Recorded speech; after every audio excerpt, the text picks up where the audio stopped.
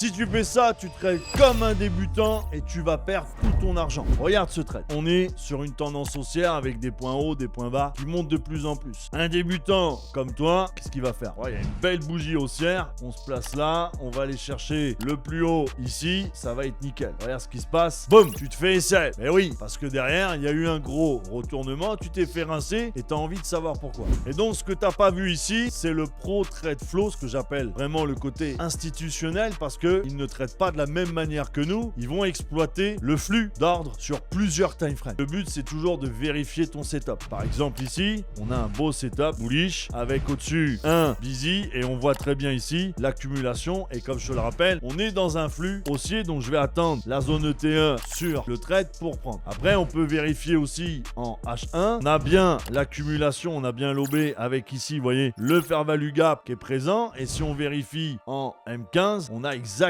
la même chose aussi. On voit très bien l'accumulation ici. Le but, comme on l'a dit, c'est toujours de rester dans un marché qui est fractal et dans une analyse au time frame et aussi en plus bas pour vraiment avoir un point d'entrée. Là, ce qu'on peut faire, on va se placer sur le haut de l'OB. On met une sécurité en dessous de l'OB pour éviter de prendre le SL et après, on peut aller viser les plus hauts. Et tu vas voir que comme par hasard, il n'y a pas de secret. Le but, c'est vraiment de trouver la bonne manière, vérifier M15, H1, H4, que tout est bien aligné pour rentrer en position et optimiser évidemment ton trade. Donc arrête de prendre des faux signaux et une méthode d'analyse claire et précise.